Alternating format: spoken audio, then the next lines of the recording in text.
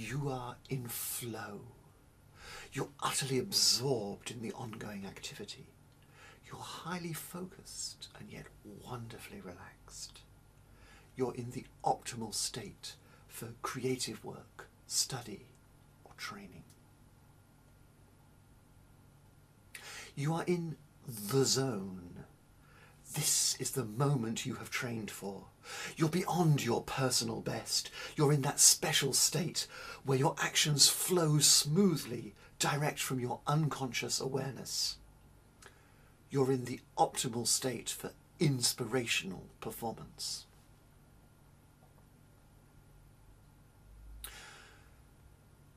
Mihail Csikszentmihalyi defined flow in 1988 in terms of a high level of challenge matched by a suitably high level of skill. If the challenge is too high for your skills, then you're anxious. If the challenge is not high enough, you're bored. Match the challenge to the skill and you're in flow. Csikszentmihalyi also identified other characteristics of flow, that combination of focused concentration and relaxation, a sense of having enough control in the situation, also a sense of being almost unaware of yourself, a lack of self-consciousness, having clearly defined goals, but also having clear and effective feedback.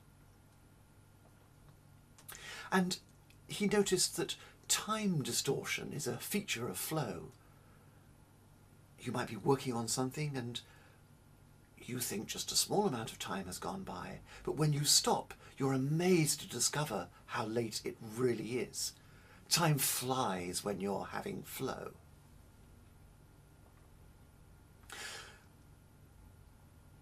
Sportsmen and athletes related this idea of flow to the idea of being in the zone for their very best performance. Many of the same characteristics come into play. We've got a high level of challenge and hopefully a high level of skill. We need that concentration and relaxation. We need to have well-defined goals. We need feedback. We need a sense of control, but we also need to be unself-conscious. We're not worried about the crowd watching us. We're just doing our thing, whether we're musicians or athletes or martial artists.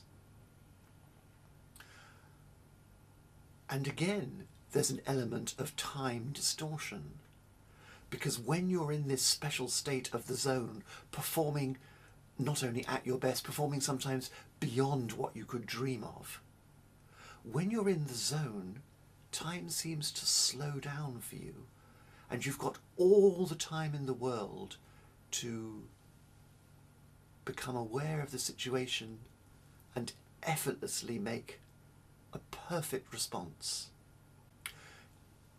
Time seems to run slow when you're in the zone.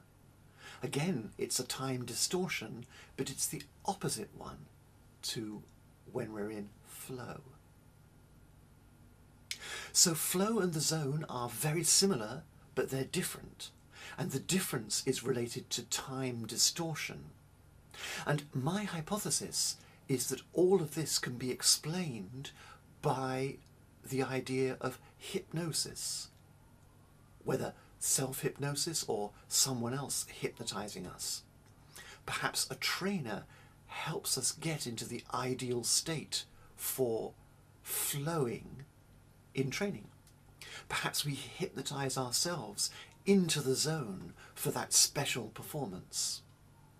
Hypnosis is also characterized by time distortion. So I see flow and the zone as, like hypnotic trance, as altered states of consciousness. They're similar, but they're different. And the difference is all to do with time distortion.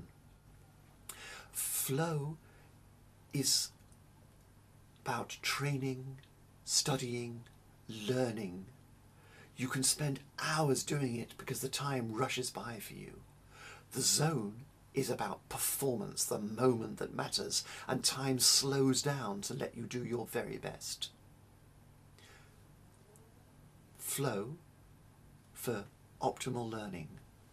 The zone for inspirational performance.